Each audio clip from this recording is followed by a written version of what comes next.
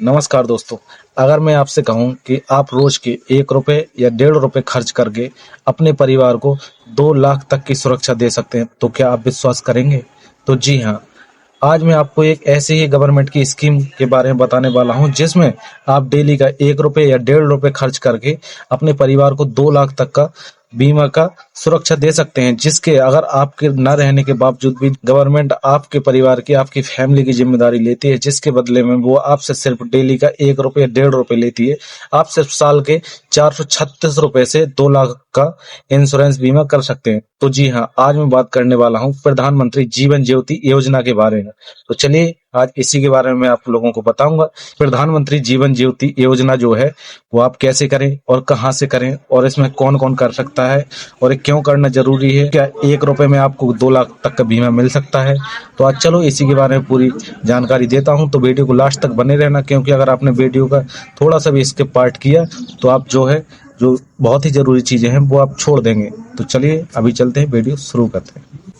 तो नमस्कार दोस्तों, मैं प्रदीप राजपूत और आज मैं आपको बताने वाला हूं प्रधानमंत्री जीवन ज्योति बीमा योजना के बारे में, PMJJBY। तो ये जो PMJJBY है, प्रधानमंत्री जीवन ज्योति बीमा योजना है, ये 9 मई 2015 को शुरू की थी। और इसका मकसद सीधा सा है कि जो मिडिल क्लास परिवार है, या जो रिक्शा चालक है, गाड़ी चालक है, जो गरीब लोग हैं, उनको लाइफ कवर मिल सके। क्योंकि उनको उनके जो चले जाने के बाद है, देखिए इसमें 2 चीजें फिक्स है कि जो इंसान आया है वो उसको मरना है, उसको जाना है, लेकिन जब आप चले जाते हैं तो आपकी जो फैमिली है वो अपना कैसे जीवन गुजारा करती है और वो अपना कैसे जीवन काटती है। तो उसके लिए गवर्नमेंट आपको 2 लाख रुपए तक का बीमा देती है, जिसमें कि आपको सिर्फ डेली का 1 रुपए या 1.5 रुपए देना है, साल का आपको देना है 436 रुपए। उसमें आपको 2 लाख तक का जीवन बीमा का कवर मिलेगा आपको। अगर कोई भी व्यक्ति इस योजना से जुड़ा है और उसकी मृत्यु हो जाती है तो उसके फैमिली को 2 लाख रुपए तक का बीमा मिलता है। अब बात करते हैं कि प्रीमियम की, कि जो आपका पैसा है वो कितना कटेगा। तो देखिए, मैं आपको पहले ही बता चुका हूं कि इसमें आपका कटेगा 436 रुपए 1 साल का, जो कि 1 महीने का हो गया आपका 36 रुपए, और 1 दिन का आपका होगा 1 रुपए 20 पैसे। 1 रुपए 20 पैसे से आपको 2 लाख तक का लाइफ कवर मिलता है। अब बात करते हैं इसमें कि ये जो बीमा है ये कौन कौन ले सकता है।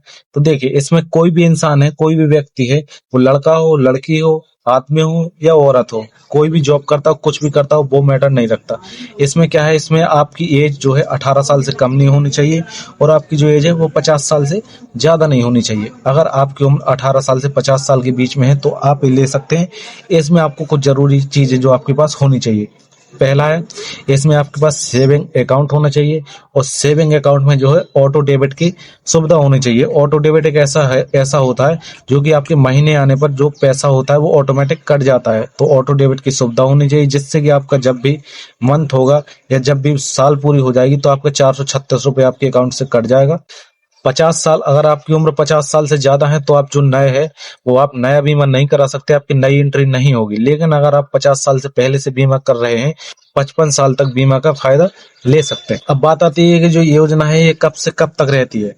तो आपकी ये हर साल 1 जून से 31 मई तक रहती है। आपका यदि 436 रुपए कट गया है तो आपका 1 जून से 31 मई तक आपका पूरा साल का कवर रहेगा। इसमें अगर आपका कुछ भी होगा तो गवर्नमेंट आपकी फैमिली को 2 लाख रुपए देगी। अब एक एग्जाम्पल समझते हैं, जैसे अभी 2026 चल रहा, 2026 में किसी की उम्र 20 साल है, तो 20 साल तक जब तक वो 50 साल तक का नहीं होगा तब तक आपका, अगर आपने अभी 20 साल की उम्र में ऑटो डेबिट ले लिया है, ऑटो डेबिट करा लिया अपने अकाउंट में, तो आपका 50 साल तक हर साल 436 रुपए अकाउंट से कटता रहेगा।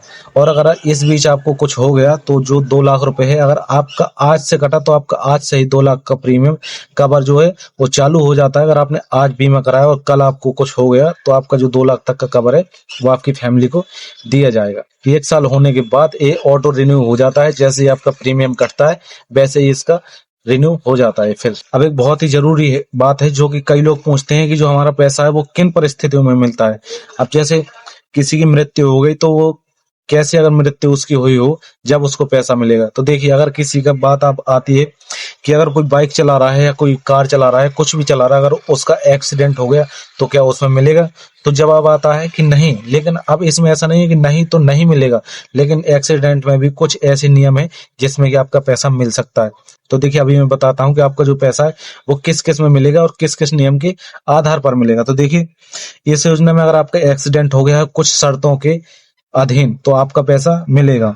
अब अगर आपकी कोई बीमारी से मौत हो गई, आप कोई बीमारी से ग्रस्त हैं और अगर आपकी मौत हो गई तो आपको ये बीमा मिलेगा। अगर आपको हार्ट अटैक आ गया तब भी आपको बीमा मिलेगा।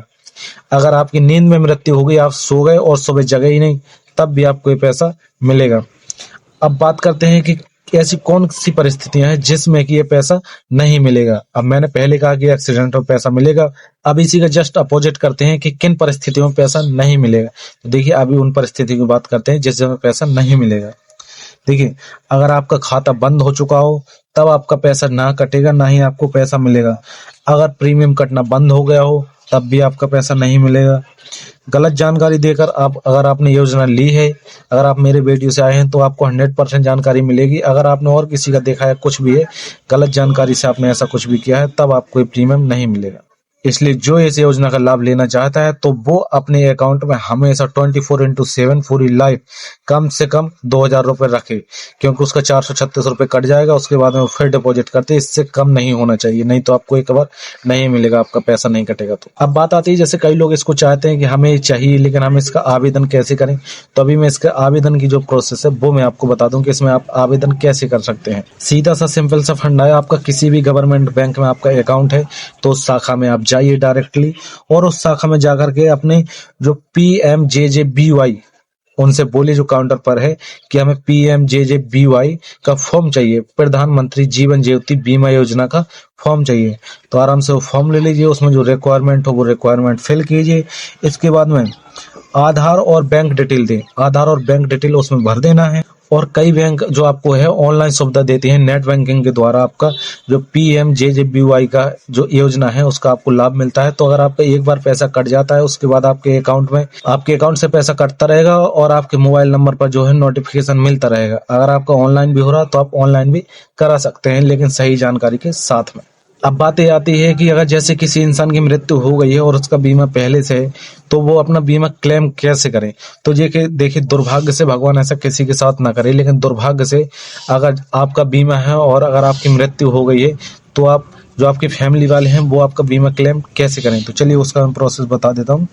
तो सबसे पहले देखिए नॉमिनी बैंक से संपर्क करें। जो भी आपका नॉमिनी है, जब आप उस खोलेंगे PMJJBY का फॉर्म भरेंगे तो उसमें आपका नॉमिनी आएगा, जिसको आपने नॉमिनी बनाया होगा वो जाकर के बैंक में संपर्क करें। उसके बाद में डेथ सर्टिफिकेट वहाँ पर दिखाएं, डेथ सर्टिफिकेट की जो फोटोकॉपी है वो वहाँ पर लगाएं, जमा करें और क्लेम फॉर्म भर दें। वहाँ पर एक क्लेम फॉर्म होगा तो वो क्लेम फॉर्म भर दें।